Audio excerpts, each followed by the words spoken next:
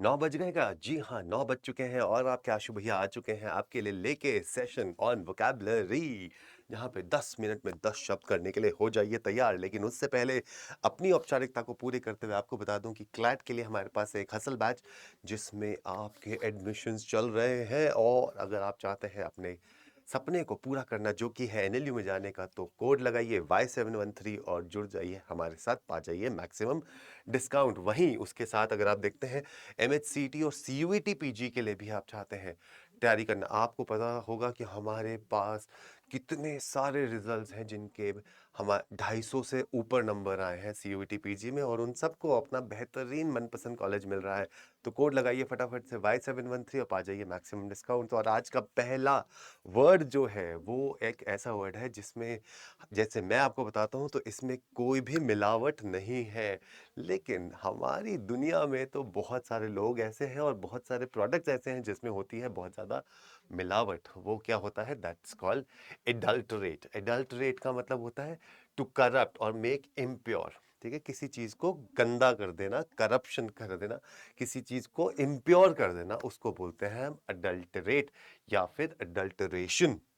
So there were complaints that the food has been adulterated, मतलब उसको खराब करा गया था and it was impure। अगला वर्ड देखते हैं is doff। doff का मतलब होता है when you take off in respect। आपने मूवीज में देखा होगा ना, जो वो करते हैं जब वो एक रिस्पेक्ट में अपनी हैट को उठा के उसको रिस्पेक्ट देते हैं, या फिर जब कोई somebody dies तो भी वो उठा के अपनी इधर बाजू में लगा लेते हैं हैट को, तो उसको बोलते हैं हम डॉफ। तो डॉफ का मतलब होता है to take off, such as clothes और put aside, removes one hat as a gesture, right? So that is called doff। So you doffed the hat, that means you took off your hat in respect or in mourning। अगला word is Jetson. Jetson में है होता है जैसे अपने jet से आपने अपने सन को फेंक दिया, क्योंकि जगह सिर्फ दो लोगों की थी, तो हस्बैंड वाइफ और सन थे, लेकिन आपके पास जेट एक ही था जिसमें दो लोग बैठ सकते, तो आपने अपने जेट से सन को फेंक दिया।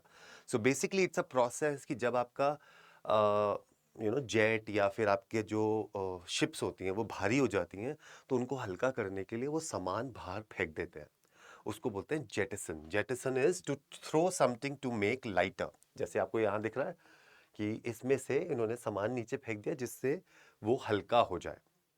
ठीक है, कई बार ऐसा करते हैं। आप में से कोई आपके घर में अगर कोई मर्चेंट नेवी में होगा तो उनसे पूछिएगा, this is a process that they do, उसको बोलते हैं jettison.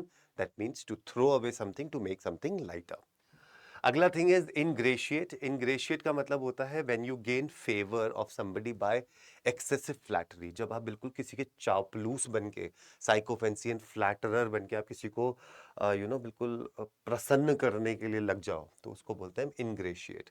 So intake of gratitude मतलब किसी की प्यार पाने के लिए, किसी का फेवर पाने के लिए आप बिल्कुल उसके बिछ जाओ एज अ कारपेट, तो उसको बोलते हैं ingratiate. Next word is droll. Droll का मतलब होता है when you are on the floor laughing, all right? So just like a joker or a clown, so comical in an odd or a whimsical manner। कई बार होता है ना कि मतलब आप बिल्कुल ऐसे हंसते हो जिसको आपको देख के कोई गिर गया है, या कोई ऐसे हंस रहा है जिसको देख के आपको खुद को हंसी आ जाए, तो that is called droll, when you roll on the floor. ठीक है। इरासिबल। इरासिबल का मतलब होता है when you are bad tempered, easily made angry. वो अंकल ना जो आपके पड़ोस में रहते हैं और आपको क्रिकेट नहीं खेलने देते या कोई शोर नहीं मचाने देते, दैट अंकल इज इरासिबल, क्योंकि वो हमेशा गुस्से में रहते हैं। अगला word is vernal. Vernal is like related to spring, youthful, fresh.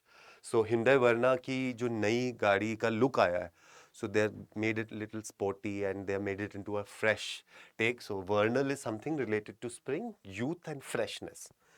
Next is juxtapose। Juxtapose is to compare or put together for contrasting effect। कई बार होता है ना कि आप मूवी एक फोटो फ्रेम में आप खड़े हो गए हो, just to pose and just to show कि मैं बेहतर हूं या तुम बेहतर हो, जैसे दो भाई खड़े हो गए, so that is juxtapose। Juxtapose is just to pose, so to compare, to put together for contrasting effect।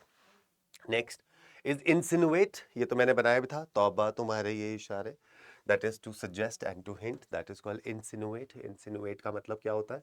Insinuate का मतलब होता है जब आप किसी को इशारे कर रहे हो, right. Next is variegated. Variegated का मतलब होता है different colours, different colors like this, so that is variety।